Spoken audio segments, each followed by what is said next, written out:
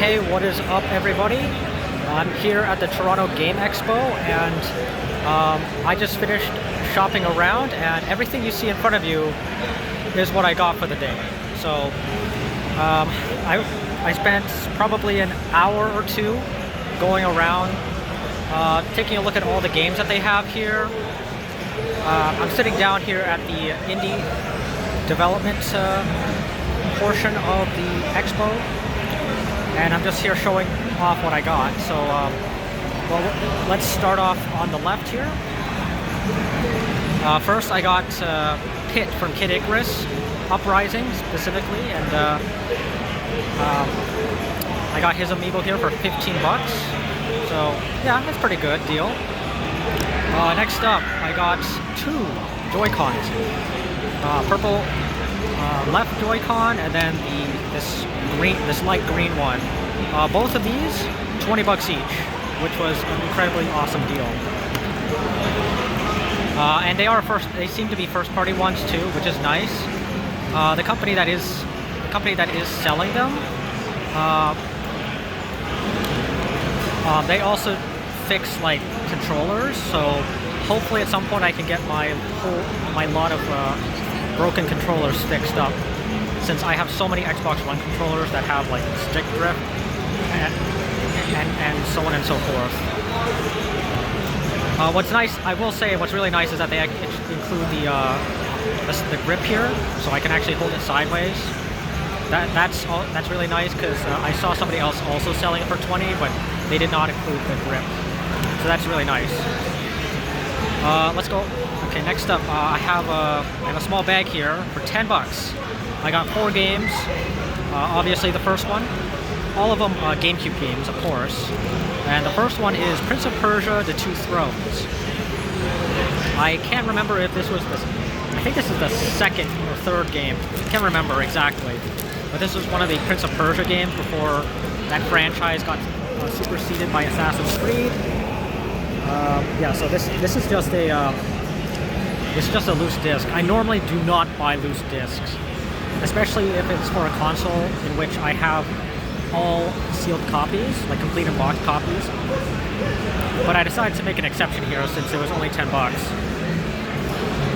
But yeah, game was published in 2005. The disc has some scratches on it, but honestly, I'm willing to let that go as long as it works. Next up, we have another game. This one has some writing on it. Gun for the GameCube, developed by Neversoft, same folks who did Tony Hawk and would go on to the last game they ever made. I actually have here as well. But yeah, this game came out for GameCube, but also Xbox 360. Weirdly enough, they actually had a complete and box copy for this for 10 bucks, but obviously I picked this since I'm basically getting it for $2.50. This game I already have, thanks to the PlayStation 3 remaster, Medal of Honor Frontlines. I'm told that this is one of the better games in the franchise, but of course, I have it on PS3 already, so this is just an extra. And then I have finally Enter the Matrix Disc 1, and only Disc 1. Yeah, unfortunately there is no Disc 2, but whatever. I'll take it. We'll see how far I can get into the game before it tells me that I have to insert Disc 2. I actually had the PS2 version of this, but I ended up selling that many years ago now. So yeah, I have it back in my collection. Although the funny thing is, the cutscenes in this game are done in live action, but they've since released like a DVD that contains the cutscenes, and just the cutscenes, so you don't even have to play this game anymore. But yeah, 10 bucks. So $2.50 a piece, that's really nice. Next up, we have this game. I had no idea what this was, because obviously, there's no cover, but I got it for 3 bucks. It is, upon closer inspection, you can see that it is Mortal Kombat X for the Xbox One. You have a manual here that doesn't have the name of the game for some reason. It's just a warning manual, and that's it. There's nowhere at all does it say the name of the game. But yeah, I have it now in my collection, a physical copy for $3. I have it on PS Plus, but of course, when my PS Plus subscription runs out, I don't have access to the game, so it's nice to have this.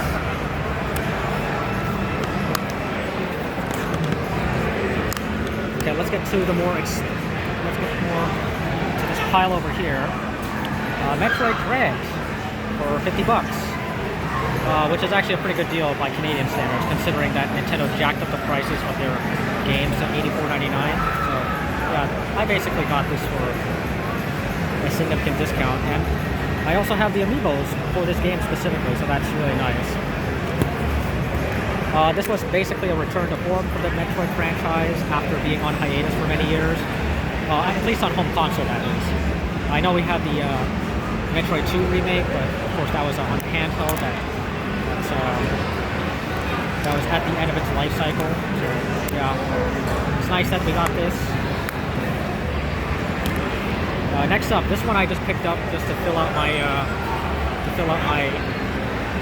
my PlayStation Vita collection. I think it's one of the we only had a handful of these released on PS Vita, but this is MLB 12 The Show for $5, featuring the Blue Jay on the cover, who almost won this past year, but unfortunately they didn't. Yeah, for $5, can't go wrong. Inside we have an online pass as well, but honestly, man, it's kind of, I don't think this game, I don't think that you can even use this anymore, but whatever. Yeah, it doesn't even have an expiration date either. So yeah, here's the game on the right. Oh, over there. Looks like it's a pretty decent quality too, so there's that.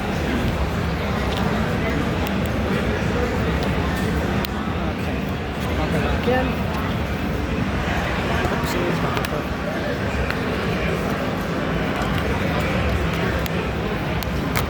Next up is a chewed up copy of Assassin's Creed Mirage. I have no idea, not even the seller knew what the heck happened here.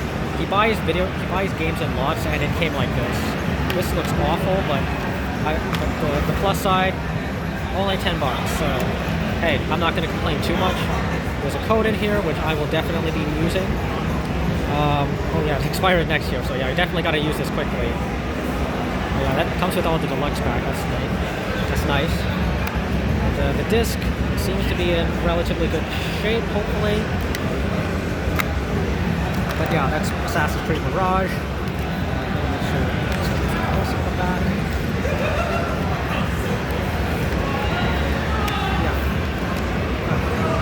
I'll probably have to use a replacement case at some point because this is not acceptable, obviously. But moving on, we have the next game, Just Dance 2015 for the Xbox One. Actually, you know what? Whatever. I'll have all three at the same time. So I got this as part of a 3 for $10 deal, and it just so happens that Just Dance 2015 was the only other game that I was willing to pick up. I have it on, I believe I have it on the Wii, but obviously the Wii version doesn't have like the extra content. I'm not sure if you can still get the extra content on the Xbox One, but nevertheless, I have the game now, and I think you can use, yeah, it requires the Kinect, of course, but, oh shoot, yeah, you need the Kinect. I think this is one of the older games that you cannot use the smartphone app. That's a bit unfortunate. But yeah, you got the game on left here. You got the manual on the right, both English and French because we live in Canada. Some advertisement for rabbits.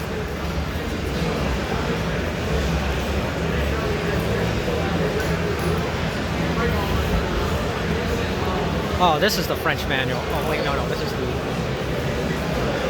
Yeah, you need the Kinect. Thankfully, I do have the Kinect. But I don't have my VCR Xbox One clip yet, so I'm probably not going to be able to try this out for a while. But actually, the two games I was more interested in, Dragon Ball Z Battle of Z. This was, I believe, released around the time of the Dragon Ball Z, one of the Dragon Ball Z movies, Battle of Gods or something like that. And this is like one of the tie-in games. This is only $5, 3 for 10. So yeah, I have it now. It's one of the last. Yeah, this was released in 2014, and it's one of the last PS3 games, aside from Xenoverse, which came out the year before, I believe. The second game is still getting updated to this very day, which is cool. It's crazy to think that the second game released a couple years after this and is still getting updated. And that includes the Nintendo Switch version, I believe, which is crazy. Like, even after all these years, it's still getting updates. Especially, which is so weird because they released several other Dragon Ball games after this, including Fighter Z, Dragon Ball Z Kakarot, and a couple other ones I can't name off the top of my head.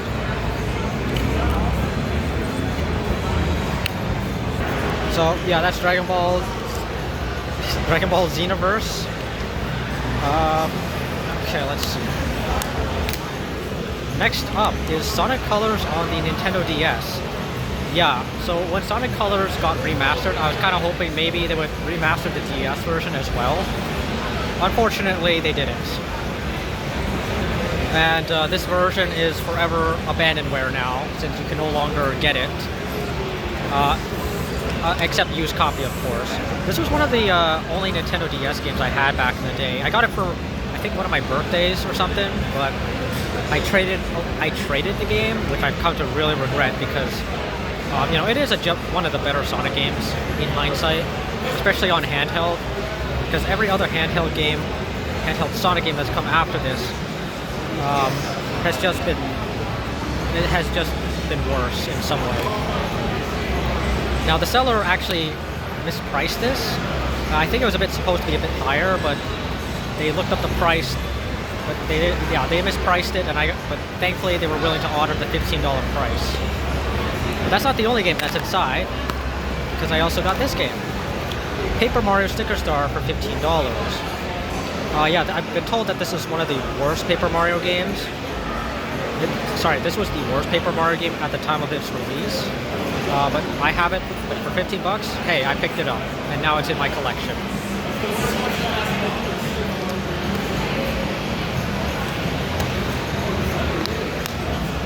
Next up, a PSP title, SOCOM US Navy SEALs Fire Chain Bravo. Got this for $5. Yeah, it'd be nice if they brought over these games to PS Plus Premium and all that, but I have a feeling they may not be able to do it just because they do, like, some of these games do use, like, real footage. There could be some licensing issues as well. I don't know.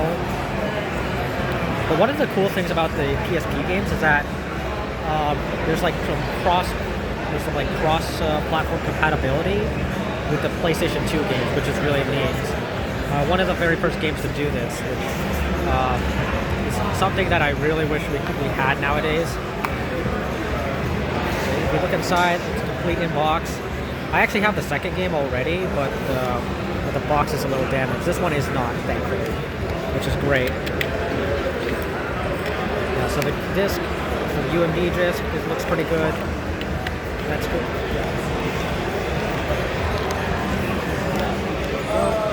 And I like that you have some reversible cover art too. That's nice.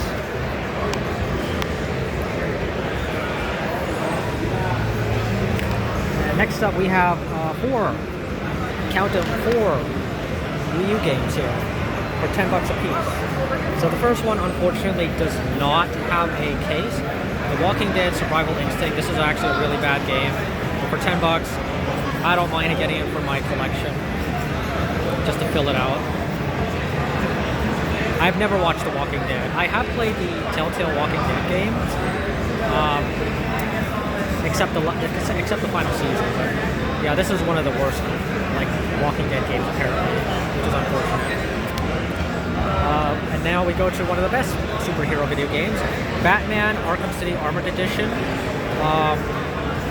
Yeah, I actually picked this up within the last month or so, but unfortunately,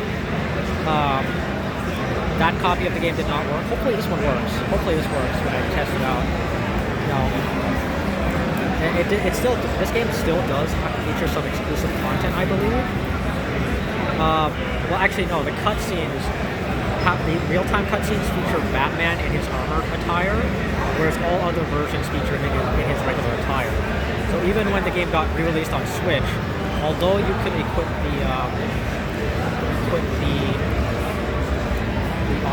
the costume from the armored edition, it won't show up in the pre-rendered cutscenes. Some of the cutscenes. Wow, what is this? We can be heroes. I don't know what this is. Yeah.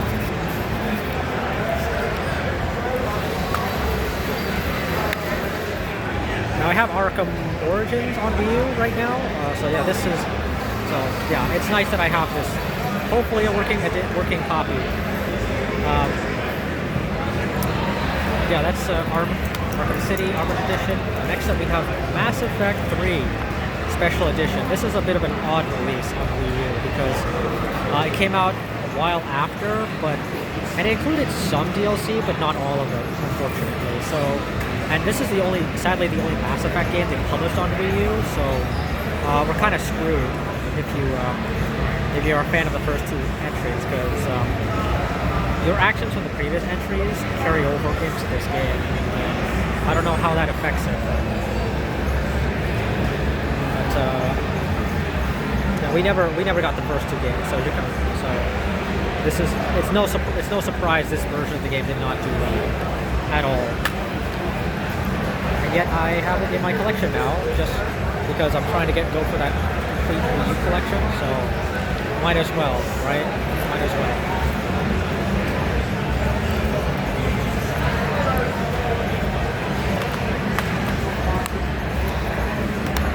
And then finally we get to the final Wii U game, Call of Duty Ghosts on the Wii U. This is a bit of an oddity, because the case I have here is the EB Games display case. It even says so right here, EB Games for display only. So like, this is not a case that's supposed to be sold.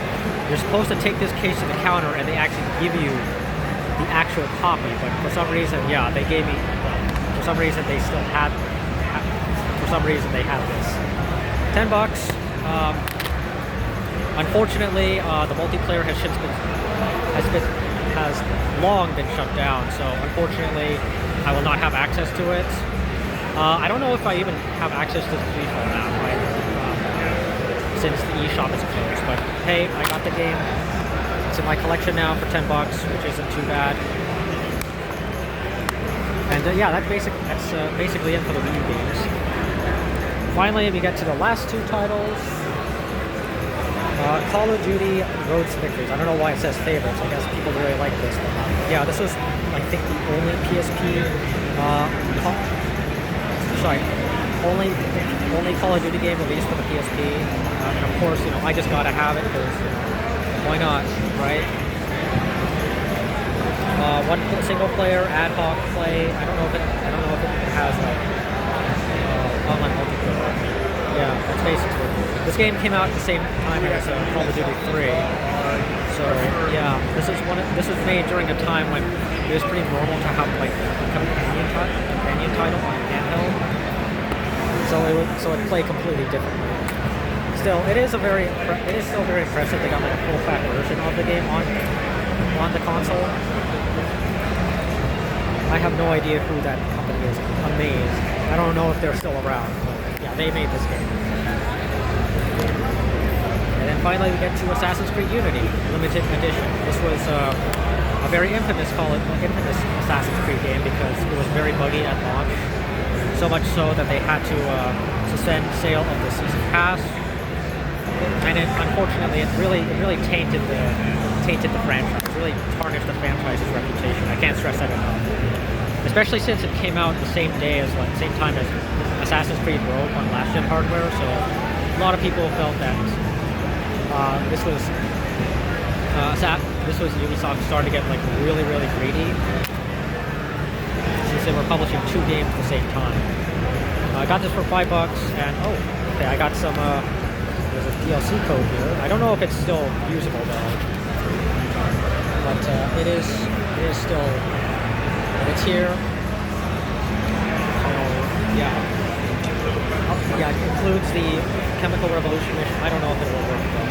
But what I will say though is, I actually picked this up digitally on the Xbox store for the thanks to the Black Friday sale. I'll try to get a refund for sure, because if I have a physical copy, I have a physical copy. But yeah,